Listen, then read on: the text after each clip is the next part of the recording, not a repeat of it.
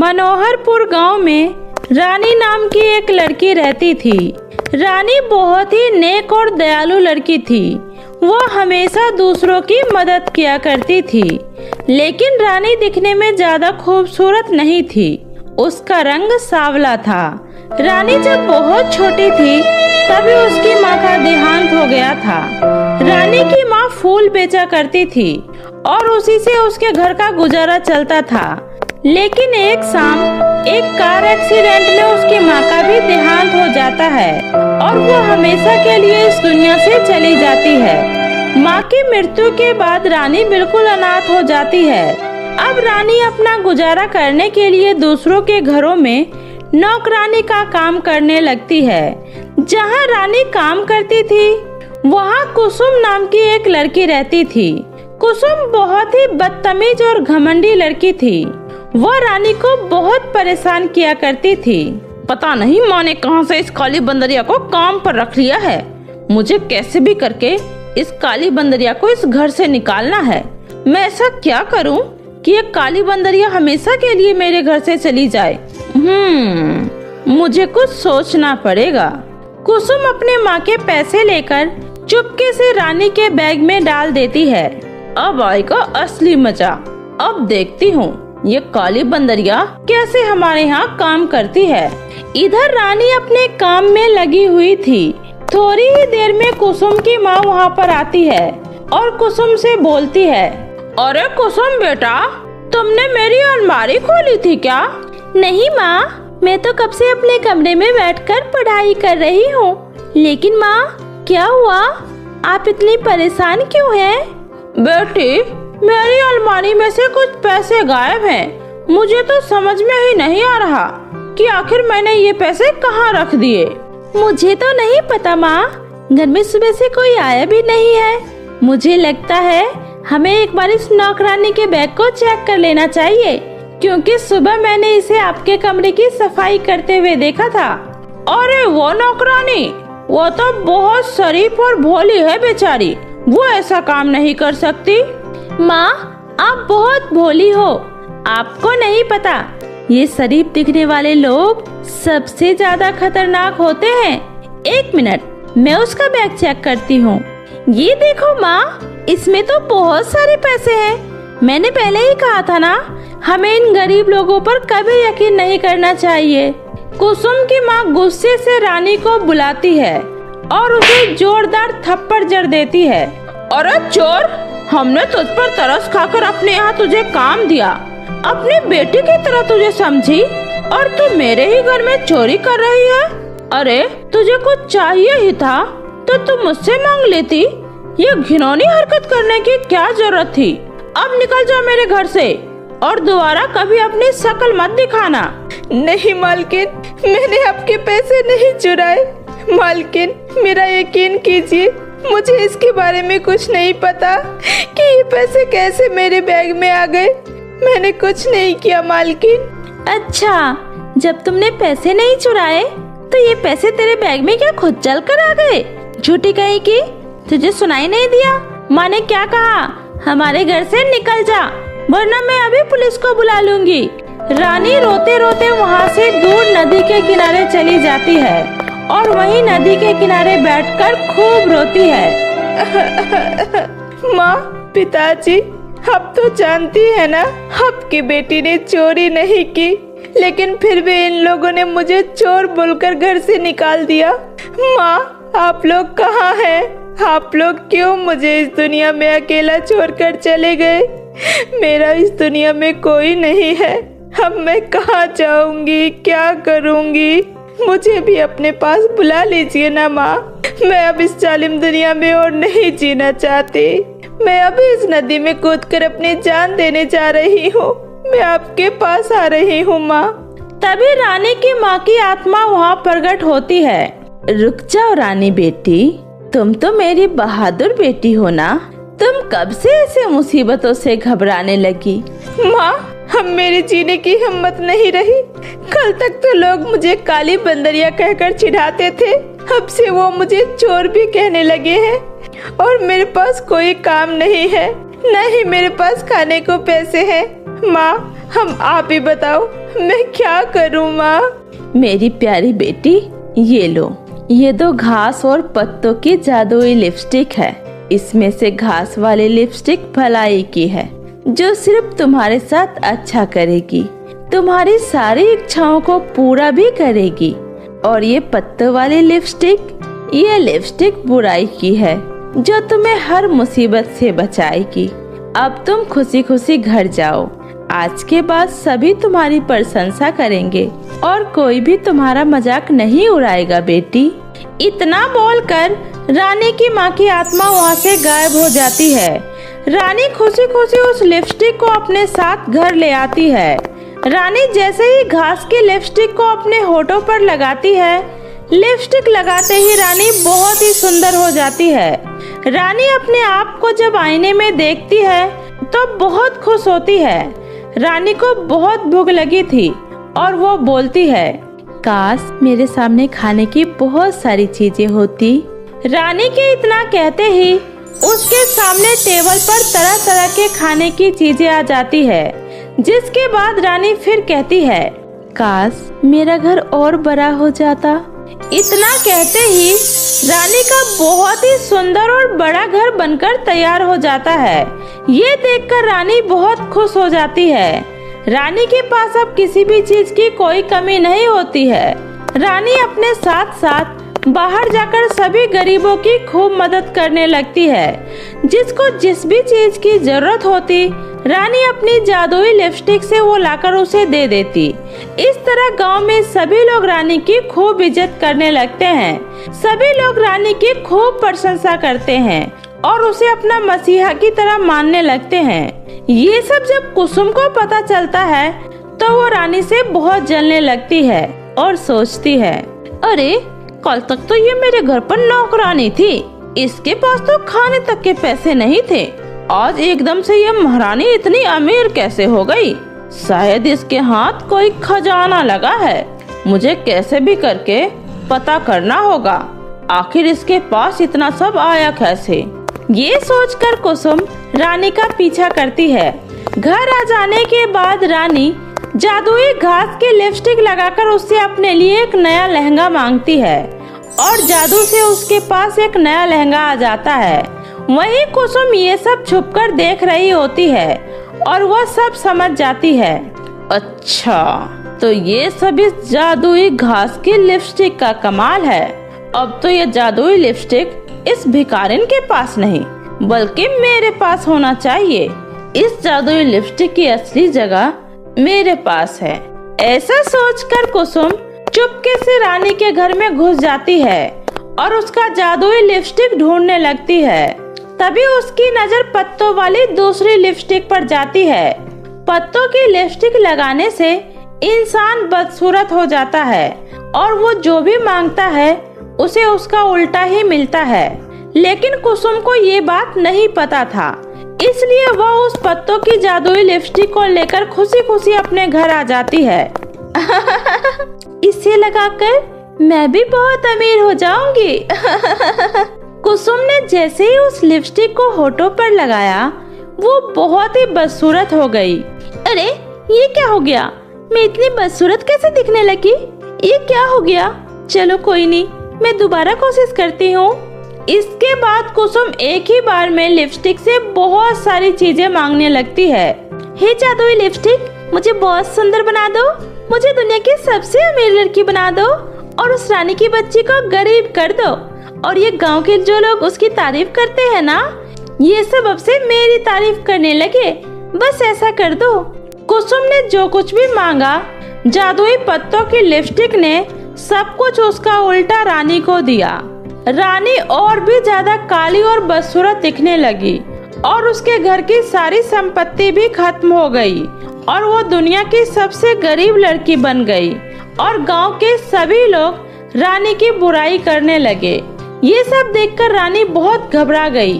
हे भगवान, ये सब मेरे साथ क्या हो गया?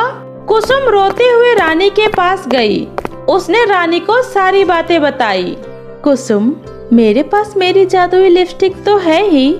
मुझे लगता है तुमने गलती से मेरी जादुई पत्तों की लिपस्टिक चुराई थी, तभी ऐसा हुआ। जादुई पत्तों की लिपस्टिक से मांगने से उसका उल्टा मिलता है।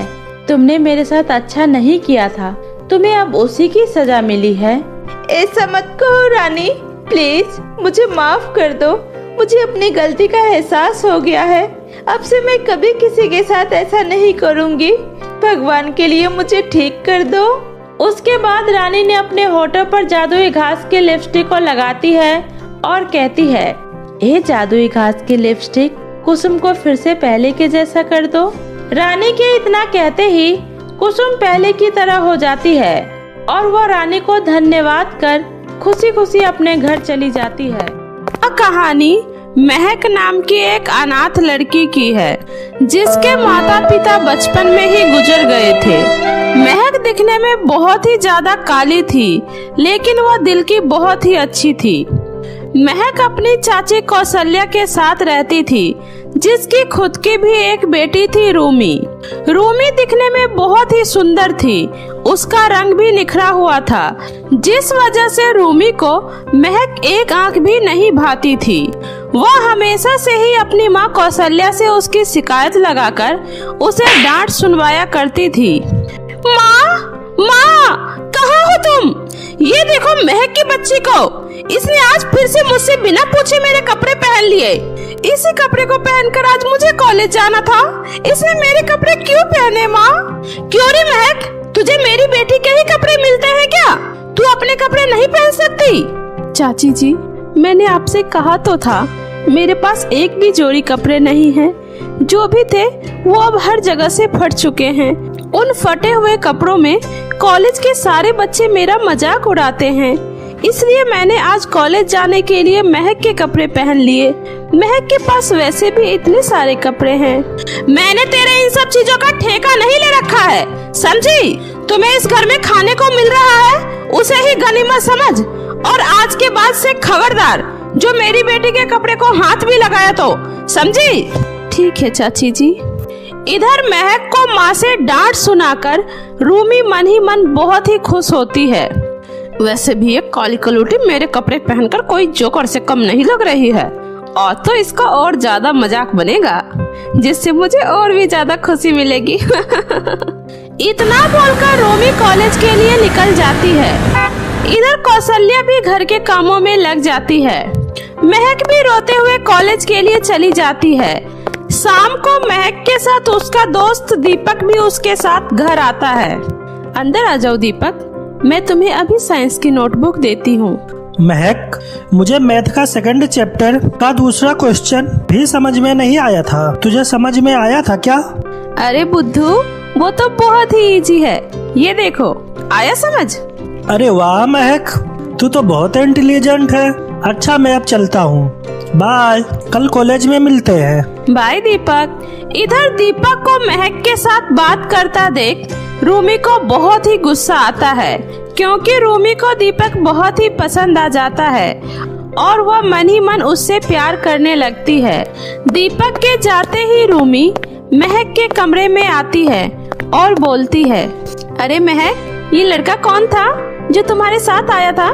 कितना हैंडसम और स्मार्ट लग रहा था, तुम्हारा दोस्त है क्या? हाँ रूमी, ये मेरा दोस्त है, इसका नाम दीपक है, हम दोनों एक ही क्लास में पढ़ते हैं। अच्छा, तो ये बात है, ठीक है। 2 दिन बाद मेरा बर्थडे भी आने वाला है, तो मेरे बर्थडे में अपने दोस्त को भी बुला लेना, आखिर तुम्हारा दोस्त मेरा भी तो दोस्त ही हुआ ना। यह सुनकर महक बहुत ही खुश हो जाती है और वह दीपक को भी रूमी के बर्थडे पार्टी में बुला लेती है। दीपक जब पार्टी में आता है तब रूमी अपने बदतमीज दोस्तों के साथ मिलकर महक का खूब मजाक उड़ाती है और दीपक से बोलती है, दीपक, तुम तो बहुत ही स्मार्ट और हैंडसम हो, तुम क्या इस कलमुही के साथ हमेशा घूमते रहते हो?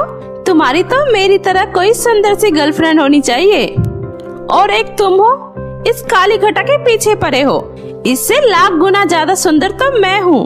तुम चाहो तो मैं तुम्हारी दोस्त बनने को तैयार हूँ। इस काली कलूटी बैगन लोटी को छोड़ो और हमारे साथ पार्टी एंजॉय करो। ये इस घर की सिर्फ नौकरानी है, नौकरानी। महक को सबके सामने अपनी यूं बेइज्जती बर्दाश्त नहीं होती है। वह रोते हुए पार्टी छोड़कर बाहर की तरफ निकल जाती है और रोते रोते एक जंगल में पहुंच जाती है और वहां एक पेड़ के नीचे बैठकर खूब रोती है। माँ, पिताजी, कहाँ हैं आप लोग? आप लोग मुझे छोड़कर इतनी जल्दी क्यों चले गए? मुझे अपने पास बुला लो। यहाँ किसी को मेरी कोई कदर नहीं है माँ। जिसे देखो सब मेरा मजाक बनाते हैं, कभी मेरे रंगों का तो कभी मेरे कपड़ों का। मैं अब इतनी काली हूँ तो क्या इसमें मेरी गलती है? मैं जन्म लेते ही मर क्यों नहीं गई? कम से कम मुझे आज ये सब तो नहीं सुनना पड़ता। ऊपर से मेरी बहन, वो तो मुझे बिल्कुल भी पसंद नहीं करती है, हमेशा मेरी बुराइयां ही करती रहती है। महक इतना बोलकर जोर जोर से रो रही होती है। तभी उसे एक आवाज सुनाई देता है। प्यारी लड़की, क्यों रो रही हो तुम? क्या परेशानी है? मुझे बताओ, रोने से कुछ भी नहीं होने वाला है। कौन हो तुम? डरो मत महक, मैं पेड़ हूँ। मैं तुम्हें कोई नुकसान नहीं पहुँचाऊंगी। मैं तो यहाँ तुम्हारी मदद के लिए आई हूँ। मुझसे किसी की परेशानी देखी नहीं जाती। मुझे बताओ, तुम क्यों रो रही हो? शायद मैं तुम्हारी कोई मदद कर सकूं। क्या सच में आप मेरी मदद करोगी? हाँ महक, तुम मुझे एक मौका तो देकर देखो। फिर महक उस पेड़ को अपने बारे में सब कुछ बताती है। पेड़ भी शांति पूर्वक उसकी सारी बातें सुनती है। बहुत मुश्किल से तो मेरा एक दोस्त बना था और आज मेरी बहन ने उसी के सामने मेरी इतनी बेइज्जती करी कि अब मुझे नहीं लगता कि वो मुझसे दोबारा कभी बात भी करेगा। इसलिए मैं पार्टी से निकलकर यहाँ जंगल में आ गई। देखो महक, जो तुम्हें प्यार करेगा उसे तुम्हारे रंग से कोई फर्क नहीं पड़ेगा। और अगर तुम्हारा दोस्त सच में तुमसे प्यार करता है तो उसे तुम्हारी बहन रूमी की बातों का भी कोई फर्क नहीं पड़ेगा। तुम अब रोना बंद करो। प्यार रंग से नहीं, दिल से होता है। और तुम्हारा दिल तो सोने जैसा है। फिर तुम क्यों इतना उदास हो रही हो? आपने सच कहा पेड़ जी, प्यार रंग से नहीं होता है। शाबाश महक, तुम बहुत अच्छी हो और मुझे तुमसे बात करके भी बहुत अच्छा लगा। मैं तुम्हें कुछ देना चाहती हूँ जिससे तुम्हारी सारी परेशानी हमेशा के लिए खत्म हो जाए। इतना बोलकर वह पेड़ एक खूबसूरत मेकअप के घर में बदल जाता है और उस घर से आवाज आती है। सुनो महक, तुम इस जादुई मेकअप के घर के अंदर आ जाओ। इस घर के अंदर तुम्हारे लिए सारी सुविधाएं होंगी। तुम्हें जो भी कुछ चाहिए होगा मेरे घर के अंदर तुम्हें वो सब मिलेगा। महक उस पेड़ की बातें सुनकर बहुत खुश हो जाती है। जब वो जादुई मेकअप घर के अंदर जाती है तब वह वहाँ देखती है उसे जो भी कुछ चाहिए था उस जादुई घर के अंदर वो सारी चीजें थी। उस घर में तरह तरह के सुंदर सुंदर लहंगे, गाउन, जरूरत की सारी चीजें रखी हुई थी। महक उसमें से एक सुंदर सा गाउन लेकर उसे पहन लेती है और वहाँ रखे मेकअप से अपना मेकअप करती है। मेकअप लगाते ही एक चमत्कार होता है और महक एक खूबसूरत लड़की में बदल जाती है। उसका काला रंग गोरे रंगों से निखर जाता है और वह बहुत ही खूबसूरत लगने लगती है। अरे वाह, ये तो चमत्कार हो गया। मैं कितनी सुंदर दिख रही हूँ। मुझे यकीन नहीं हो रहा है कि ये मैं हूँ। थैंक यू जादुई मेकअप के घर। तभी महक को एक और आवाज सुनाई देती है। महक, तुम चाहो तो हमेशा के लिए इस घर में रह सकती हो, लेकिन अभी तुम्हें अपनी बहन रूमी के पार्टी में जाना चाहिए। हाँ, सही कहा तुमने। मुझे अभी रूमी की पार्टी में जाना ही चाहिए। इतना बोलकर महक पार्टी में वापस अपने बहन के घर पहुंचती है। पार्टी में सभी लोग महक को देखते ही रह जाते हैं और दीपक की तो आंखें फटी की फटी रह जाती है। रूमी महक को देखते ही अपनी माँ कौशल्या से कहती है, माँ देखो तो ये काली भूतनी कितनी सुंदर और गोरी लग रही है। अचानक से इसे ऐसा क्या मिल गया जो ये इतनी सुंदर हो गई? मुझे भी नहीं पता, ये तो सच में गोरी हो गई है। क्या लगाया कल मुही तूने अपने चेहरे पे? अब तू ही बता दे। चाची जी, मैं सब कुछ बताती हूँ। फिर महक ने अपनी चाची से उस जादुई मेकअप के घर के बारे में बताया। लेकिन चाची जी, मैं उस घर में अकेले नहीं रहना चाहती। मैं चाहती हूँ कि आप लोग भी मेरे साथ उस जादुई मेकअप के घर में रहें। आखिर मैं आप लोगों के बिना अकेले कैसे रह सकती हूँ। यह सुनकर कौशल्या और रूमी के आंखों में आंसू आ जाता है। मुझे माफ कर दो बेटी, मैंने तुम्हें कभी अपने बेटी की तरह प्यार नहीं किया। मैंने हमेशा तुम्हें भला बुरा कहा, तुम्हारे साथ इतना बुरा व्यवहार किया, फिर भी तुम हम सब के बारे में इतना अच्छा सोच रही हो। तुम धन्य हो बेटी, माफ कर दो हमें। चाची जी, आप माफी मत मांगिए, मैंने हमेशा आपको अपनी माँ समझा है। अगर आप मुझसे ऐसे माफी मांगोगी तो मुझे अच्छा नहीं लगेगा। आज से मैं ही तुम्हारी माँ हूँ। आज से मेरी एक नहीं 2 बेटियाँ हैं। इतना बोलकर कौशल्या महक को गले से लगा लेती है और फिर सभी एक साथ मिलकर हंसी खुशी उस जादुई मेकअप के घर में जाकर रहने लगे।